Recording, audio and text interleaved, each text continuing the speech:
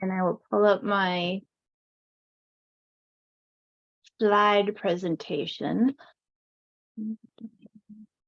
Oops. There. Here The first. workbook you sent us is really good. You know, I get a template from it, and it's like, are you kidding? There's like nothing. I mean, it gives me an outline of what to tell people. And then I'm like, oh, I got to tell people way more than this. This is And where is that from? so, Rachel? oh, Rachel, yeah.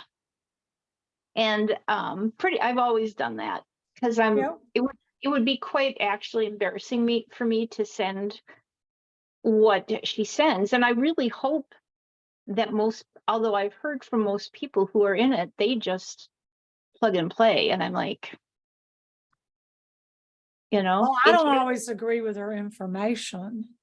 There's some things too that I've totally changed, that it's like, yep, nope, I'm not doing that. And then it's very thin and more just, yeah, it's very generic. Very generic, and you don't want to be generic at our level. No, but I'll tell you, it gives, like I said, it gives me a template. It's like one of those conversation starters.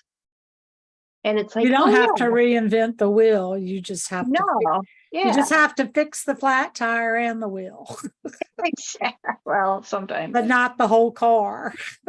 Oh, and it's good stuff. But anyway, so I'm gonna share have her monthly membership, or yep, that's what I'm doing. Okay. All right. And someday I will have my own membership. When I get to that point. Come on. Everything in its time. Yep.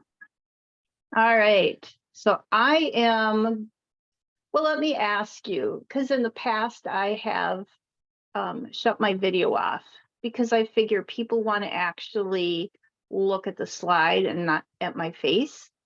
So I thought I'd get your perspective on that. I find that I'm looking at the slides, and I don't need to look at you unless you don't have slides. I don't I know that there's some people that absolutely say you have to be on camera. Yeah, I don't. I'm doing this, and I don't see the point in being on camera. Yeah. I want to be able to move. I'm not in a classroom and where you have to sit still. I don't want to sit still.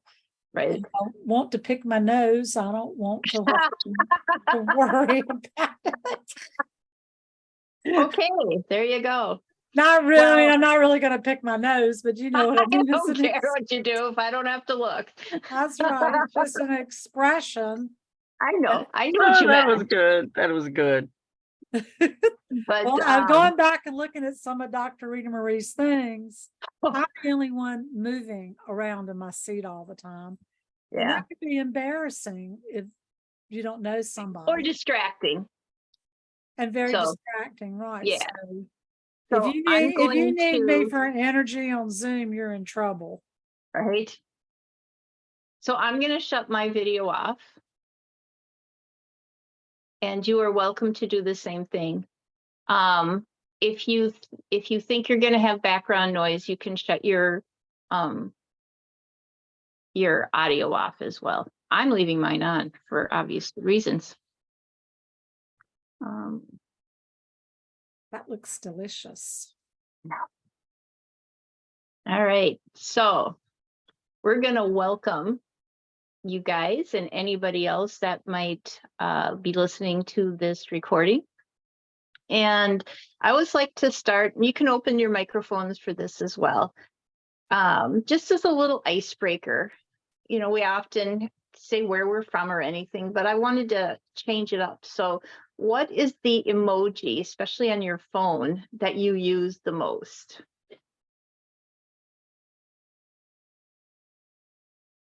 Do you know what I mean? Yeah. So I think I use the laughing one the most. I like the one with the smiling face with the hands underneath. Oh yes, you're right. That's yeah. I use that too. How about you, Beatrice? I use the one with 2 or 3 little hearts around the face. Oh, yeah. Okay. Yeah. You have all helped me name my top 3. And I think that can say so much about us. I know for myself, the laughing one, it's like, well, at least I'm not crying. And the one where it's a big smile and the hands out, it's like, okay, well, que sera, sera. And the one with the smiley face and the hearts and everything, we're loved. So what we're going to do now is just silence your phones. In other words, if so we don't get phone ringing or the noises that come from Facebook or other notifications. Because I really want you to commit to being fully present in this moment. And then you can have a notebook and pen ready to take notes. It's my intention to share with you information that I've learned about how your body works and what fat is. Why do we need to, quote unquote, lose weight or fight fat or anything like that? So what is fat and why you don't want great quantities of it in certain places in your body? And then there will be a time of Q&A after the presentation. So whether you are setting out on a brand new health journey or wanting to get back those health goals you started some time ago, it can be hard to decide which areas to truly focus on. All things to do with your food choices as well as your exercise plan both play a significant role in keeping the right amount and the right type of fat on your body, plus building that lean muscle.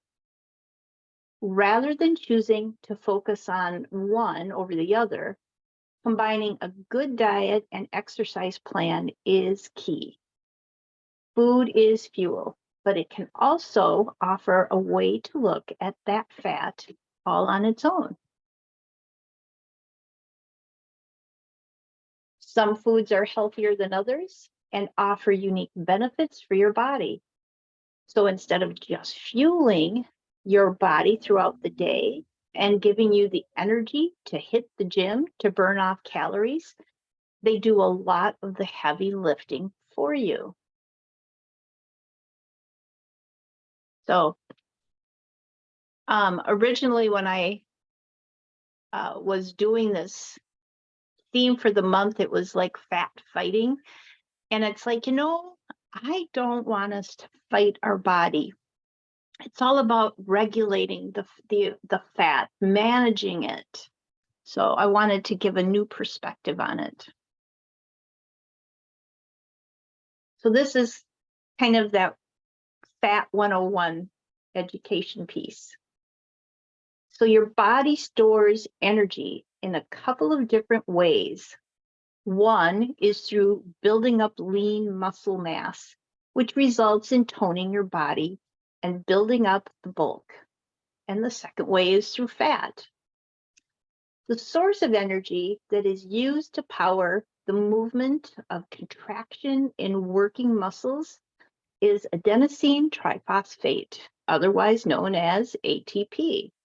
This is the body's biochemical way to store and transport energy. However, ATP is not stored to a great extent in cells. So once muscle contraction starts, the making of more ATP must start quickly. Since ATP is so important to the muscle cells, they have several different ways to make it. And these systems work together in phases. The 3 biochemical systems for producing ATP are, in order: 1, creatine phosphate; 2, using glycogen; and 3, aerobic respiration. So the normal fat cell exists primarily to store energy. The body will expand the number of fat cells and the size of fat cells to accommodate excess energy from high-calorie foods.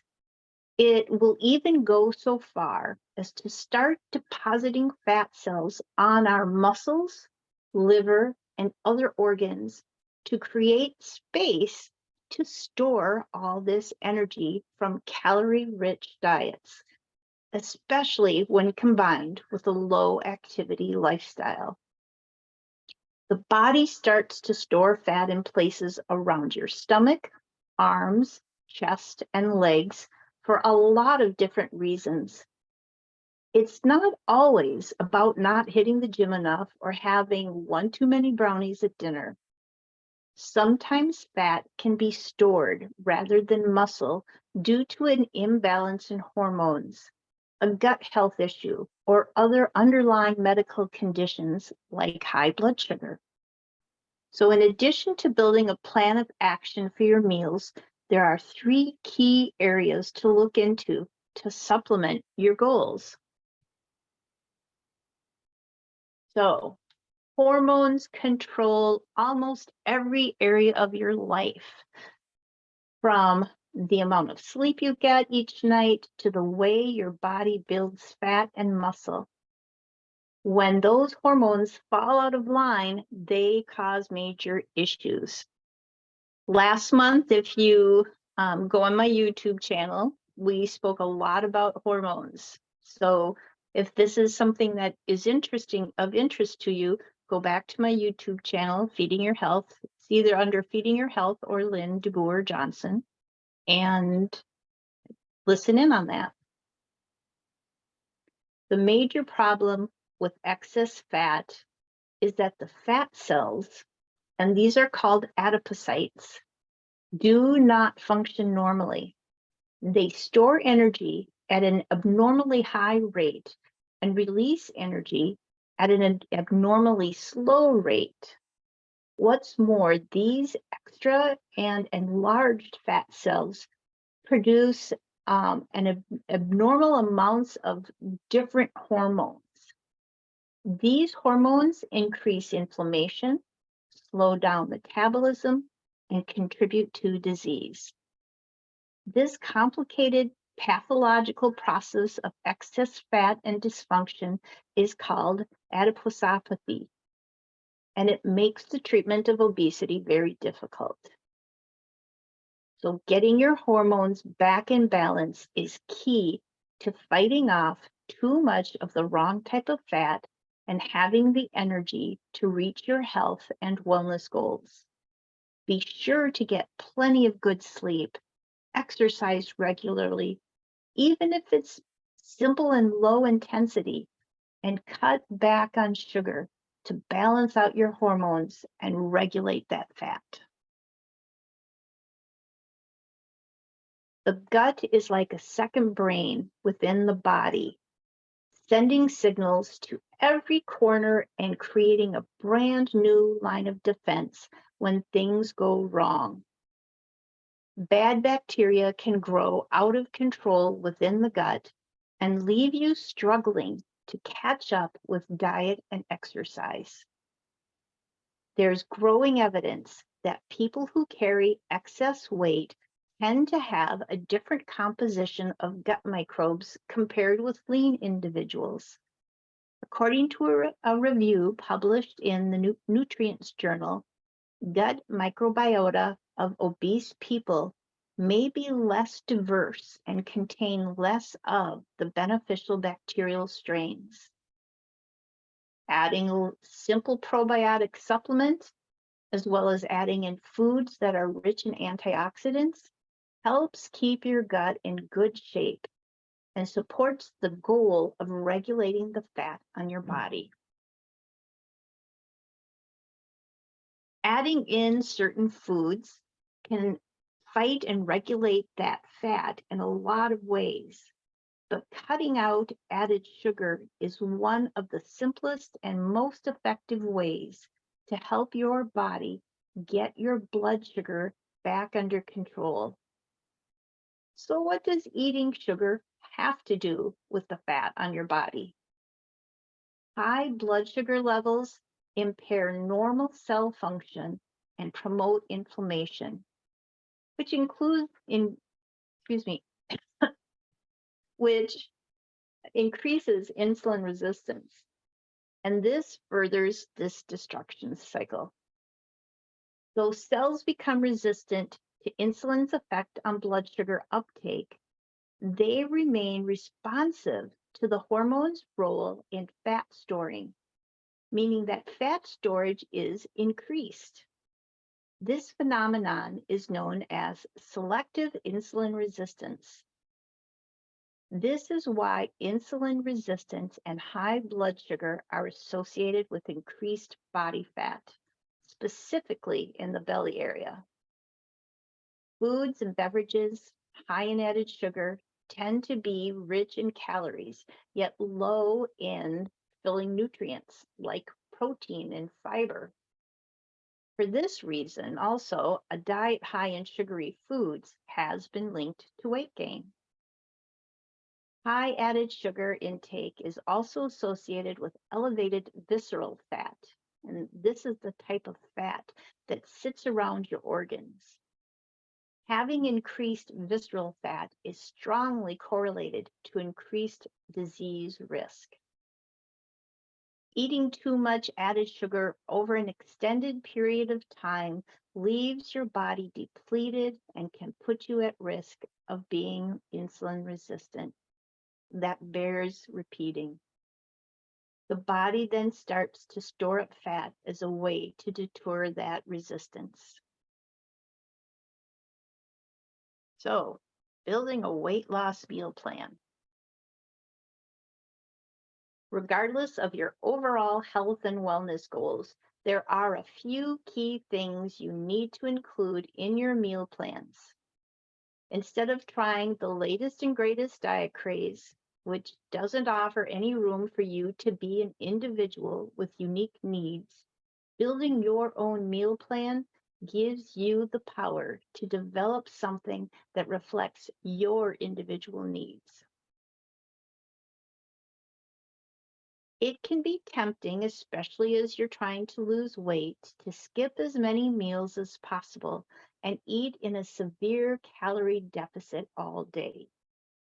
Skipping out on meals can actually cause your body to store more fat rather than lose it. When you put your body into starvation mode, it builds up fat as a defense mechanism and eats through lean muscle first.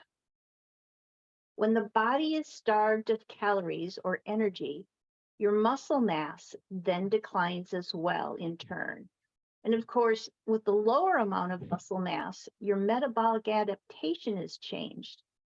So when your metabolic rate declines, you don't require as many calories and you stall any weight loss. Your body is just trying to cling on to what it can in order to survive.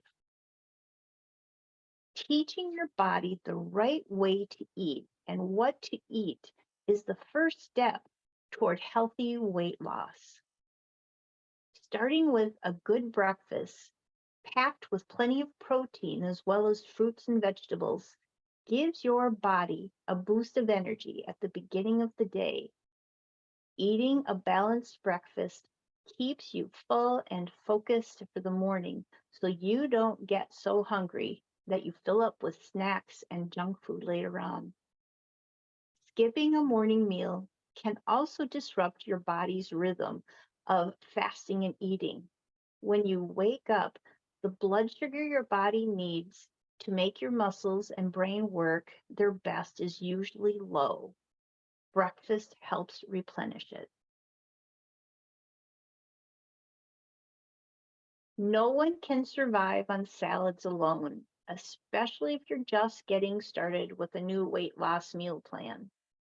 Cutting out any other types of foods and going cold turkey with just salads and other traditional diet foods might be your gut reaction to trying to lose weight. Instead, the key is to build a balanced plate with every meal you make. A good rule of thumb is to make sure that it's colorful. Add plenty of fruits, veggies, healthy proteins, and carbs so you have a rainbow of colorful foods all over your plate. Veggies and other high fiber foods are also high in volume and will fill up the stomach, activating stretch receptors. These receptors send signals to the brain to indicate a satisfying amount of food has been eaten. High fiber foods also slow the stomach's emptying rate and take longer to digest compared to low fiber foods, keeping you fuller for longer. Prep and plan out your meals in advance so you can be sure the meal is balanced out with all the building blocks you need so you won't be tempted to cut corners to save time. The goal of any weight loss program is to focus on cutting out fat and losing pounds. That way, while also building up muscle within the body. The more muscle you have, the easier it is to lose weight. To ensure that you're feeding those growing muscles, you'll want to include plenty of protein in your meal plans. This can be everything from lean meats to protein powders. Most people don't get enough protein in their daily diet and struggle to build those muscles as they fight back against fat. Include plenty to help your body grow. Protein is also the most satiating macronutrient compared to carbohydrates and fats. Eating more protein will help keep you fuller at meals and between meals, leaving you less likely to mindlessly snack. A higher protein intake increases level of the satiety hormones GLP-1 and peptide YY, which is appetite reducing, while reducing your levels of the hunger hormone ghrelin. Making protein part of every meal can help suppress appetite and keep you satisfied for hours.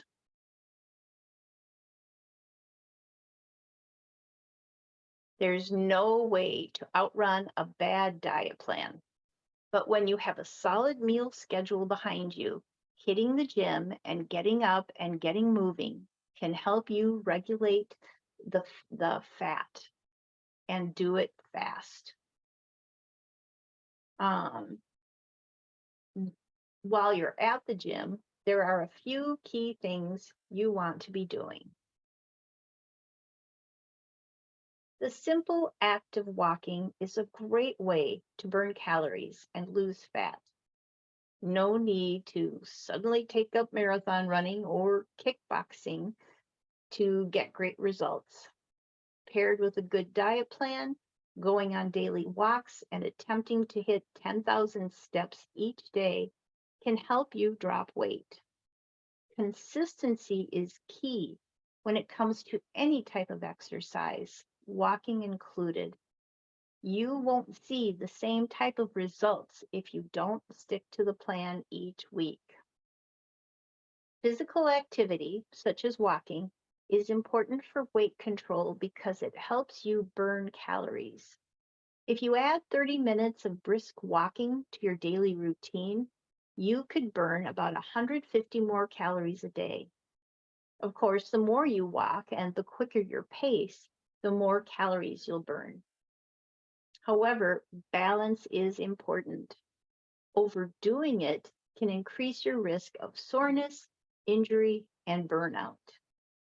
If you're new to regular exercise, you may need to start out with short walks or walking at a light intensity and gradually build up to longer walks or more moderate or vigorous intensity. This is a popular low-impact way to start losing weight. It's a simple and great way to get out and explore your area, get around quickly, and burn those calories. You can do this on a stationary bike or on a regular one. Stay in city limits or head out into the country. If you're just getting started with an exercise plan, this is a great option for beginners and experts alike. Biking is often touted as a good low impact option for aerobic exercise.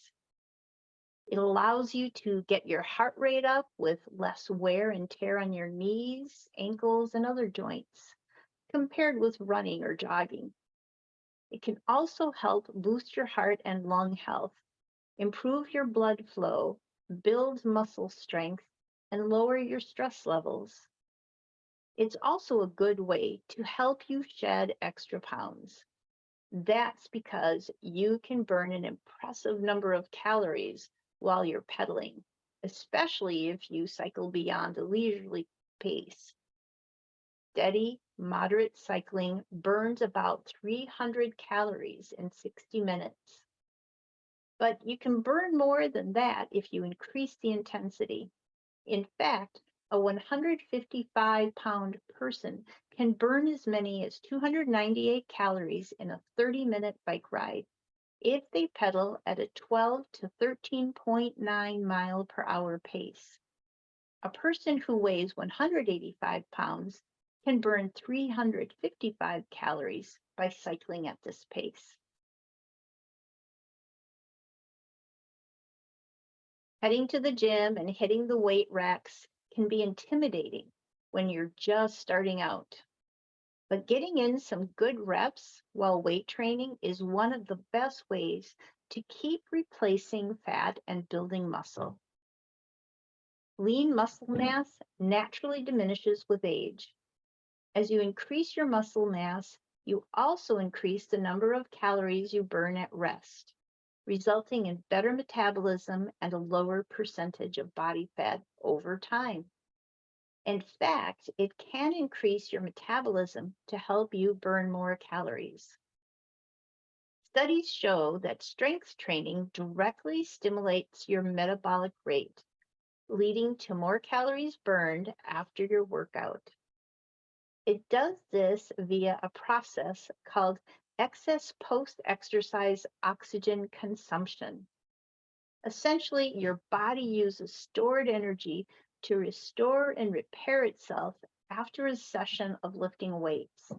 In fact, strength training has been shown to elevate the number of calories you burn for up to 36 hours post-exercise.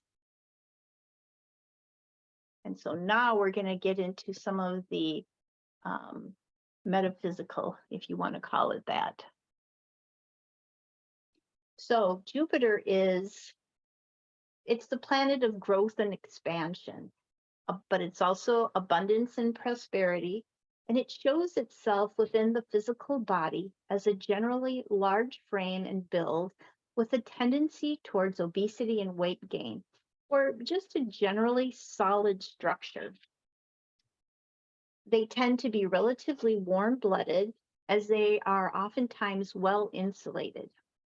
Generally associated with the Kapha dosha, Jupiter types typically display broad shoulders, chests, hips, and legs. The Sagittarian Jupiter has a more athletic build with prominent hips and thighs and a more fiery nature. The primary organ rulership of Jupiter is the liver, as well as fat production in general. Due to his connection to Sagittarius, Jupiter also has to do with the arteries and circulation. There's a team working here planetarily of the Sun, Mars, and Jupiter. So naturally, these three dynamic masculine planets govern the constant movement and circulation of the blood. We see the liver being a highly important correspondence with Jupiter, for it is when he reaches those states of excess, especially in regards to food, drink, and intoxicants, we see the liver becomes of primary importance in our therapeutic approach. And I'm going to therapeutically drink some water here. An excess of poor food, alcohol intake, as well as various drugs and medicines, can take their toll on the liver. The Jupiter type individuals can tend to seek escape mechanisms from reality, preferring their palace in the clouds than the practicalities of the mundane world. Alcohol, tobacco, entheogenic, and other psychoactive substances can become a problem for Jupiter types as they seek a connection to something higher, but ignore their foundation. Other Jupiter types might prefer to eat fatty, greasy, and sweet foods without being able to stop, which can lead to congestion of the digestive system, backing up into the liver, the blood, skin, and ultimately the heart. We see here again the relationship between Mars, the Sun, and Jupiter in regards to the importance of the digestive fire, blood circulation, liver, and heart health. This relationship to excesses is an important aspect of Jupiter, especially in his relationship to Venus, in that he is quite prone to insulin resistance, diabetes, and general blood sugar issues. If Venus and Jupiter are working together in a potent way, the two benefics can turn ugly and lead to excesses, laziness, and a general addiction to doing whatever feels good, whether it's a healthy thing or not. They just don't care. Jupiter is also related to the hips, the thighs and hips, due to its association with Sagittarius, as well as a minor influence on the kidneys. The kidneys and liver are the primary detoxification pathways of the body, ridding it of water and fat-soluble toxins by excretion through the urine and bile. We see Venus and Jupiter relating not only in the kidneys, but in circulation as well, as Venus rules the veins and Jupiter rules the arteries, both of which are the container for the blood, which is Mars, which all circulates around the heart, which is the Sun. We see Jupiter having a relationship to the lymphatic system as well, showing again the relationship this planet has with the need for detoxification and cleansing, all of which involve around the liver. Jupiter also has a unique relationship to Mars in the ways in which the stress response and activation of the sympathetic nervous system directly affects our liver, which is quite sensitive to tension. Jupiter ultimately deals with the end byproduct of digestion, and if our digestive fire is low and malfunctioning, then Jupiter gets poor starting material and has to do all the work himself. He gets tired, downtrodden, uninspired, frustrated, and held back. Because he is responsible for anabolism, he is the builder of form, the architect of the body. Conversely, Mars is catabolism and breaks things down, and Sun is metabolism, or the creator of the whole process. When Jupiter is in excess, we will more often than not see the damp stagnation tissue state, which has also been called toxic or torpor. This tissue state is characterized by an accumulation of metabolic waste products which congest the channels and systems of the body. It oftentimes affects the liver, which then leads to what the old doctors called bad blood or general toxicity. It is oftentimes an indication for alterative herbs. Oops, what just happened there? I don't know. Come on. I'm gonna stop my share for a second. There we go, and we'll start it again.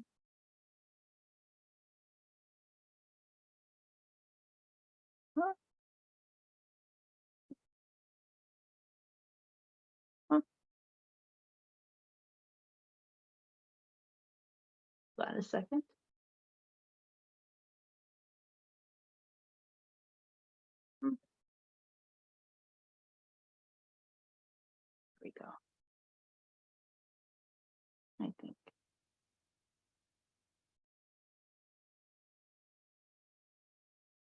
Okay.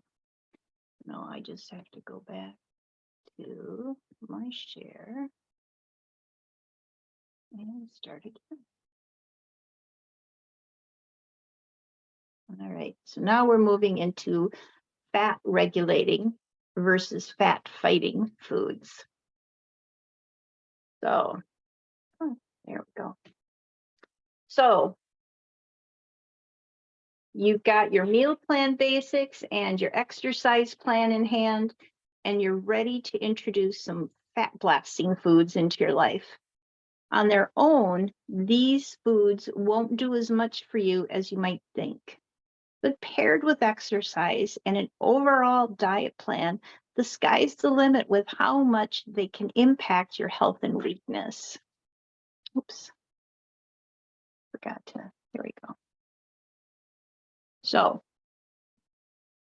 blueberries, strawberries, and raspberries seem pretty unassuming when you first encounter them. They taste good in all kinds of desserts and whipped up in yogurt, but they often aren't a standalone food group. Like other fruits, berries are high in water and fiber, which can keep you full longer. They're also sweet, satisfying your sweet tooth for a fraction of the calories you would get from cookies or brownies. While they don't have quite the same effect if they're baked into a pie or tart, you can still get all the benefits if they're kept whole and included in some Greek yogurt, eaten on top of oatmeal, or just offered up as a snack throughout the day.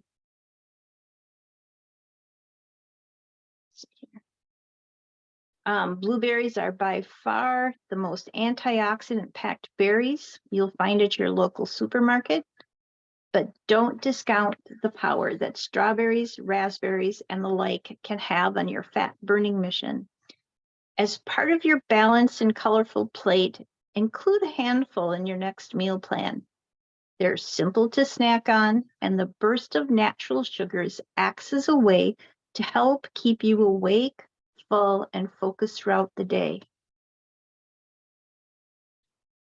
These powerful little foods are also packed with polyphenol antioxidants and are fat-fighting machines for this.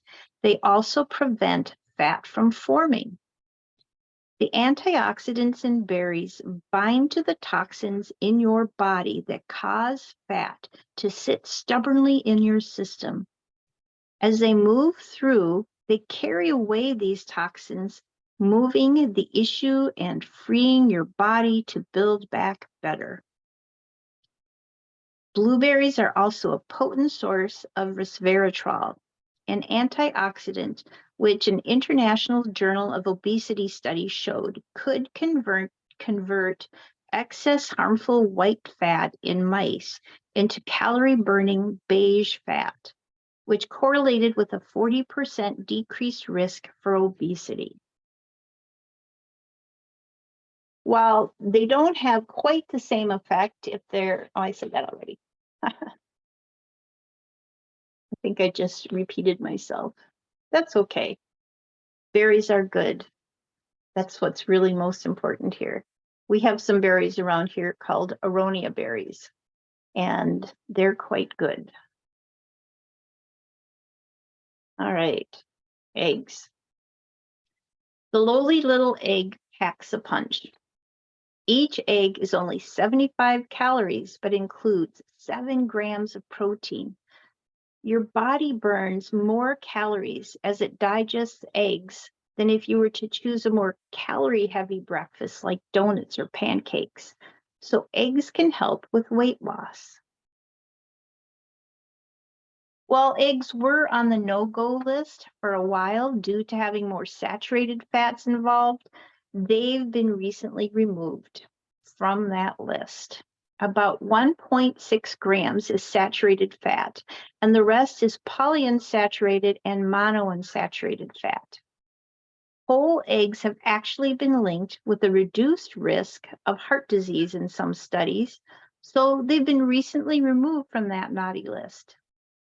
Even if you're dealing with high cholesterol issues, eggs can still be a great option to help you get more protein and fight off fat because they've been shown to not affect cholesterol levels.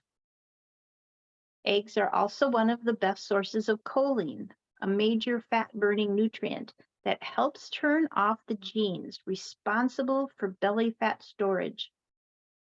Studies have shown that egg-based breakfasts reduce hunger and promote feelings of fullness for several hours in overweight and obese individuals, partly because they were observed to have a lower response to ghrelin.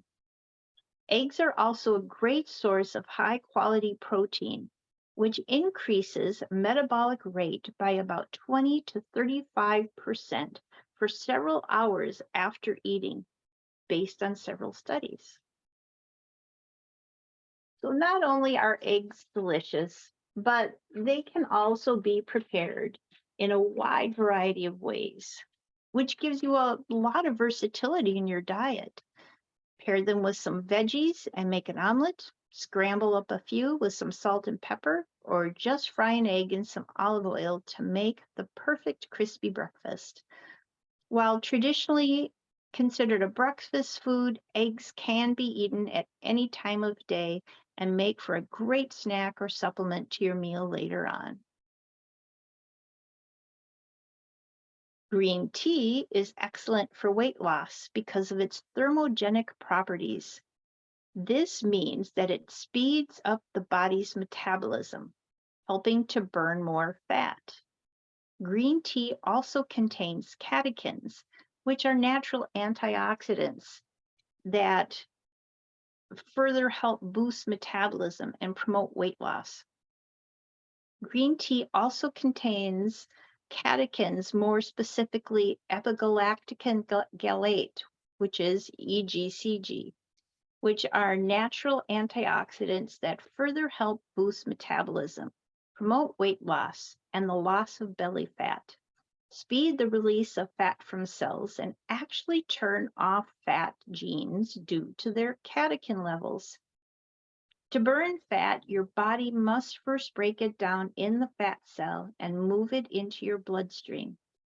Animal studies suggest that the active compounds in green tea can aid this process by boosting the effects of some fat-burning hormones, such as norepinephrine or noradrenaline. The main antioxidant in tea, EGCG, can help inhibit an enzyme that breaks down the hormone norepinephrine. When this enzyme is inhibited, the amount of norepinephrine increases, promoting fat breakdown.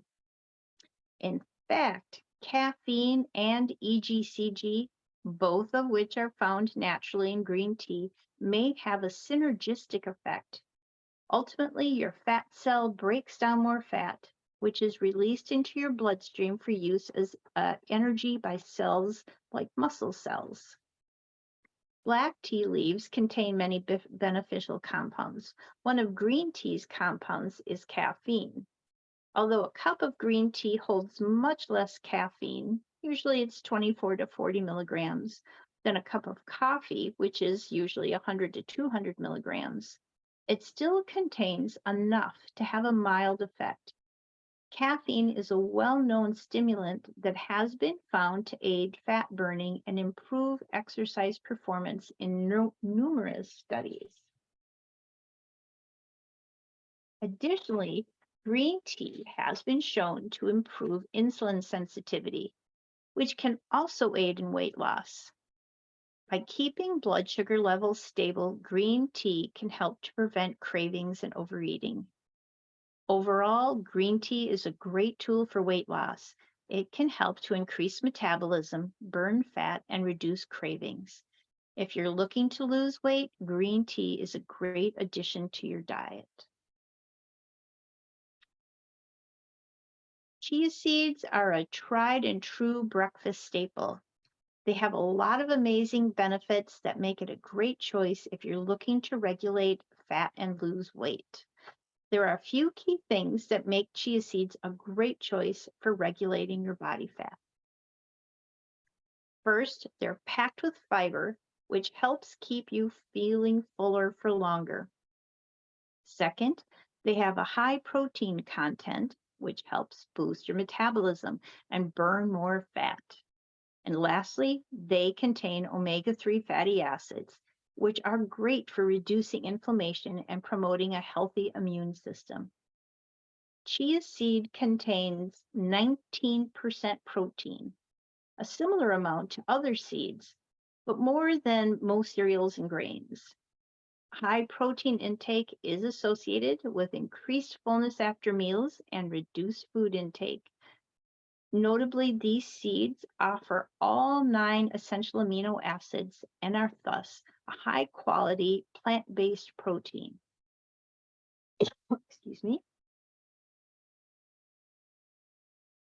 So if you're looking to add a little something extra to your breakfast routine to help fight fat, chia seeds are definitely a great option.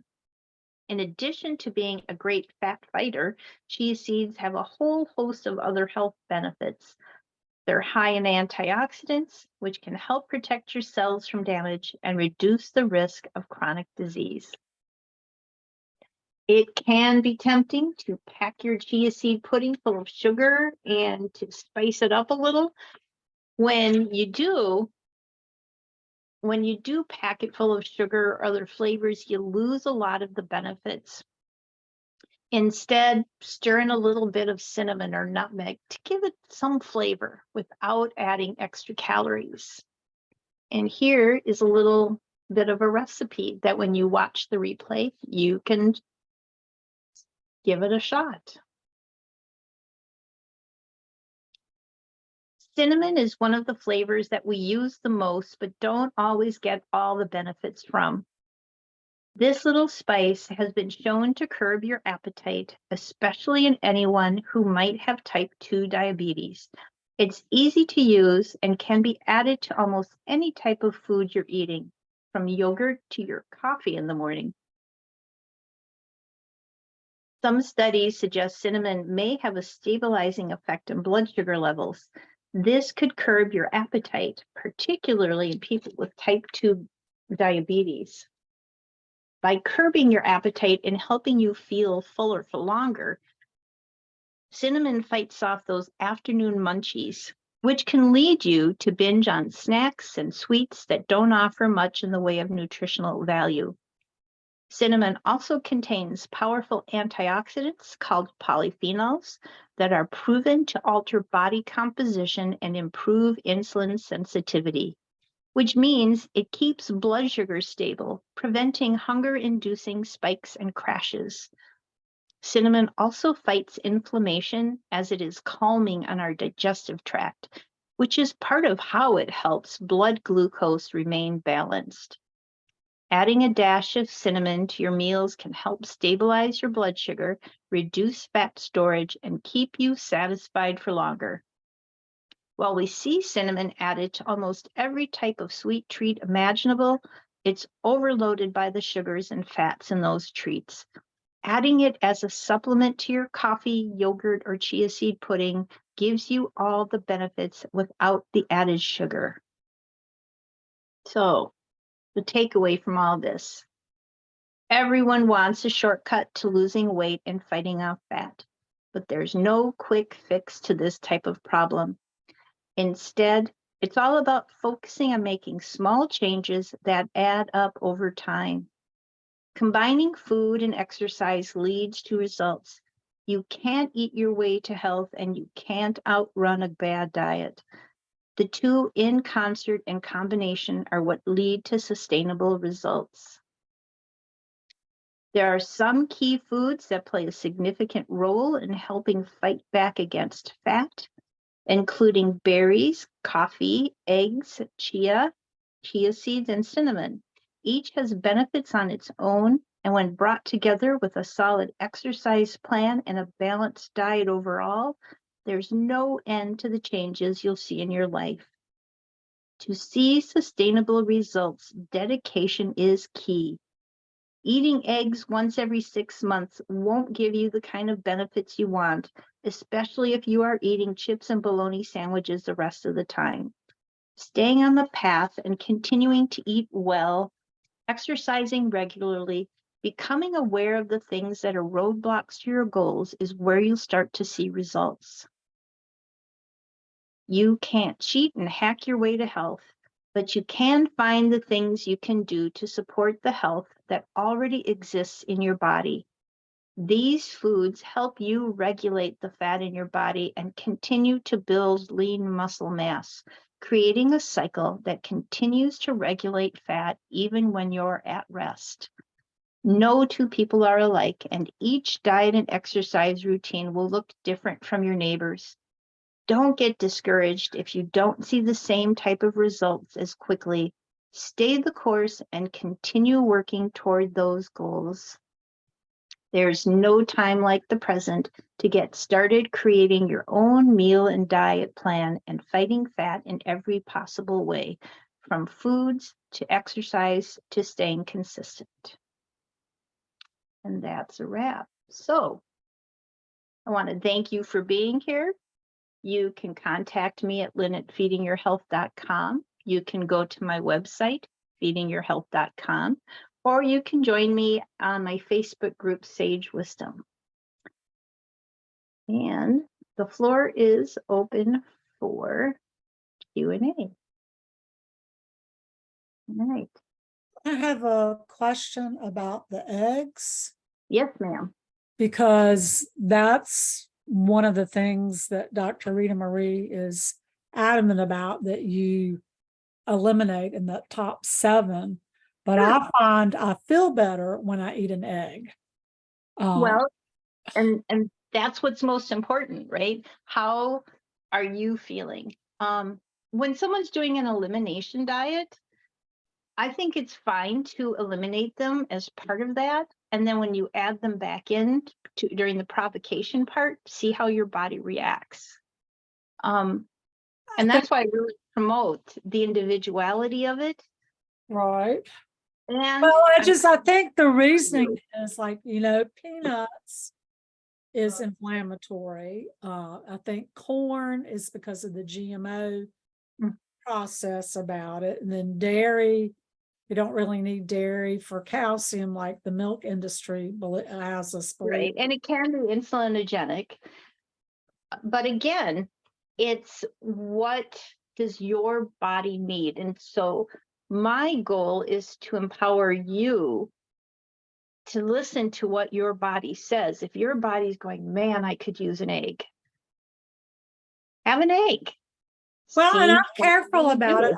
I go to the farm and buy eggs from the farmers. Now, I Exactly. usually ask about what they're feeding them, Mhm. and most of them don't know whether there's soy in the grain or not. And that's the biggest problem, because there could be GMO in the feed. Correct. But I'm not going to start having my own chickens. I've already got a I was garden. going to say that's the only other option there. Right, that's the only, and when I bought from the Amish people, they did feed soy grains, but I feel like they were high quality soy grains. Again, I do a lot of muscle testing when I get my food. And if I'm feeling like, yeah, those eggs are fine, then And I go with Dr. that. Berg says to eat 4 a day. Well, I don't know if I would do that, but maybe somebody needs that. Well, I couldn't do 4 because then I wouldn't want to eat anything else. Yeah. And part of the weight problem is I enjoy the taste of food, and then some of it's emotional. Yeah. That, I might as well eat this up. Well, again, there's so many different ways you can make things with eggs. You can have, so for my grandkids here, and I have one now and then, I hard boil up a bunch of eggs. I'd much rather have them have that for a snack or for breakfast than donuts or cereal. Yeah, And my grandkids were just here. One of them ate eggs every day, and the other ate. I had to just totally release it. release it, Fruit Loops Yeah. and something else that had, I'm sure had 5 different dyes in it. I was gonna And of say, course, I did go buy milk from the creamery, but I had to really, this is them, this is me, not Yeah. my choice. yeah, And I hope that you know, they didn't, the only thing that they paid attention to that I ate, I made like an Asian meal for them one night.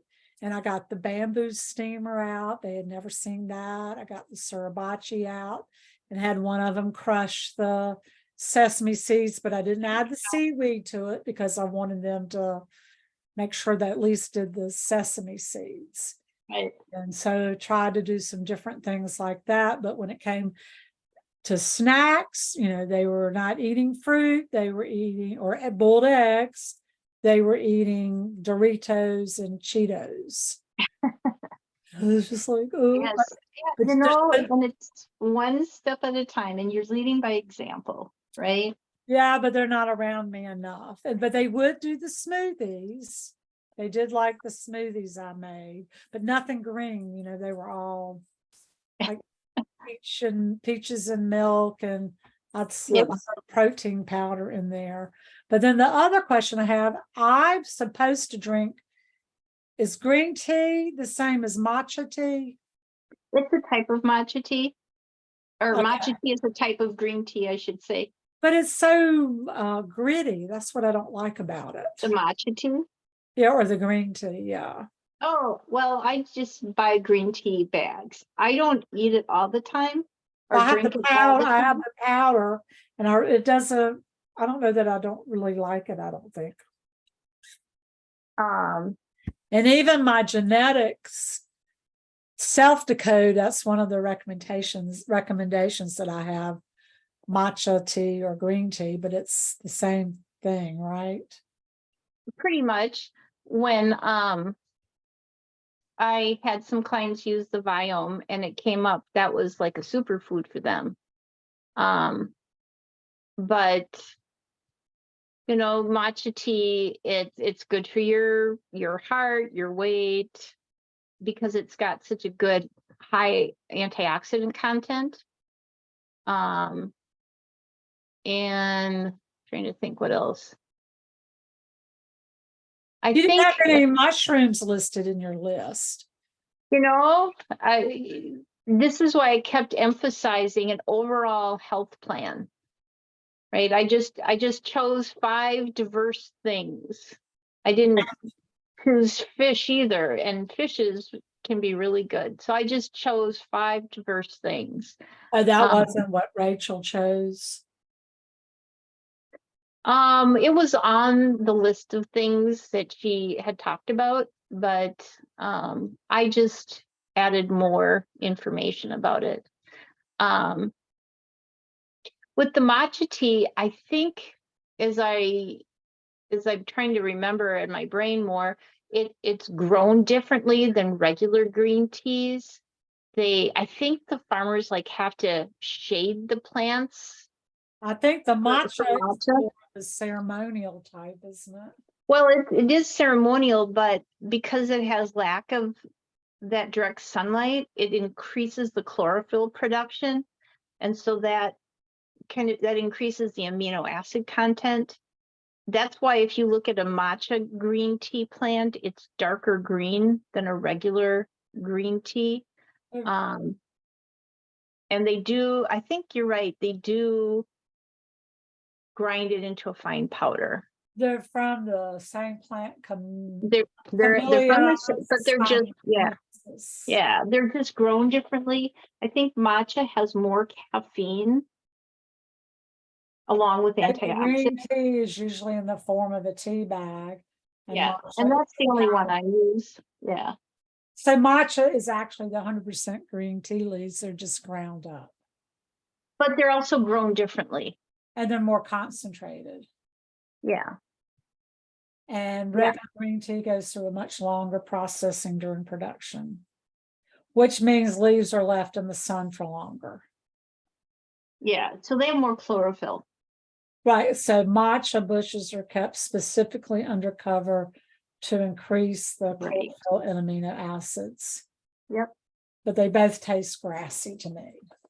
But I love chlorophyll, so I don't know why I'm having a hard time with the matcha tea. But like you said, maybe it's just the texture of the grittiness of the powder.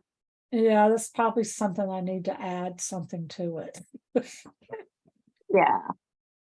Like a squirt of lemon or something, I don't know. Oh, that might be good. Yeah, or maybe some lime. What I've been doing is I've been adding, I have 1 can of some type of sparkling water every day, and I add it either to my tea or to my water. And the tea would be herbal tea. Right. Yeah, that was something that I led by example, because I can tell you the waste that these kids have between having my son here and going to visit my daughter in California. I can't believe how much bottled water they use and throw away that goes unused. So I'm like collecting all the bottles and pouring them into my water jug for my plants Yeah. to repurpose it. And then the sodas you have to pour out because you don't know who drank what. Right. But I do save all, I was going around saying, y'all got to save the tabs to this because I collect those for a group I'm in. And Okay. aggregately, it helps the foster care home that we give money to. Nice. Yeah, I don't know how much money it brings, but it makes you think of them all the time. Like, I got to There you say, go. so the kids were like, this is to help foster children. This is why we're doing this. And it Yep. seemed like really? But yes, we have somebody in our family that came out of the foster care system. So you would think they would have been more interested. Because some kids never get adopted at all. Yeah, I've heard that. Yeah. I've heard that. It's sad. And the one that is the foster child, he had the resistant E. coli. Oh, And he is looking at having a kidney transplant. oh, GFR is, yeah. how you're supposed to watch his protein and the amount they eat sugar, they eat carbs. And when I had mentioned something to Ben about it before, and actually I offered to say, let's look at his blood work. I can take it to my class, and they said no. Yeah. And I told them to stop eating hot dogs. And the answer I got was, we go to world-class doctors, and they said hot dogs were fine. And all I said was, yeah, they're looking at a kidney transplant by the time he's 20.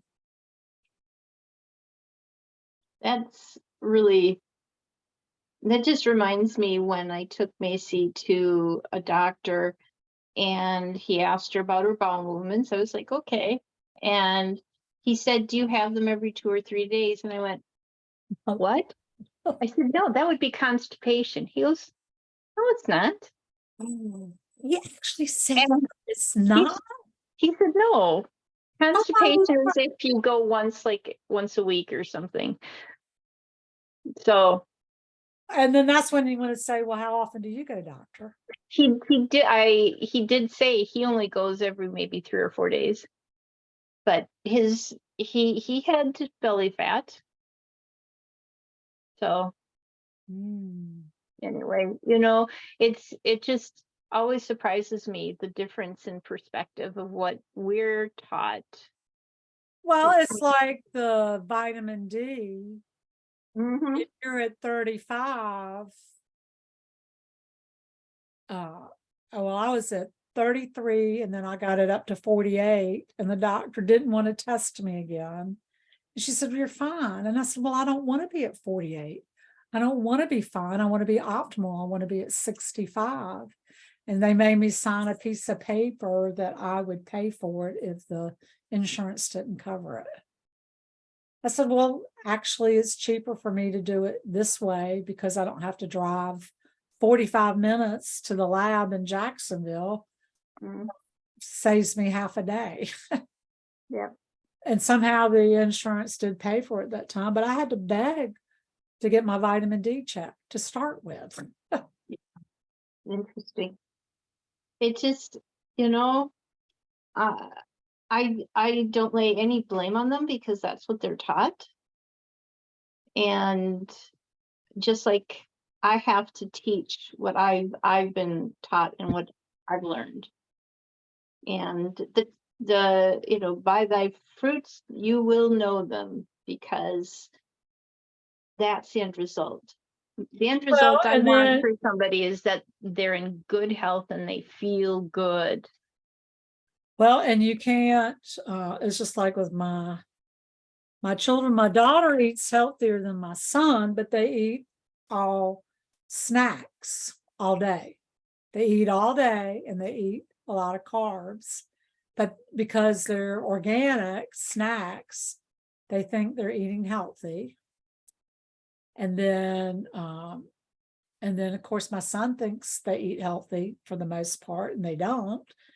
But I decided that you have to work with people that come to you. Yeah. And he's on a proton inhibitor he has an ulcer. He will take slippery elm, but I have to order it for him and send it to him.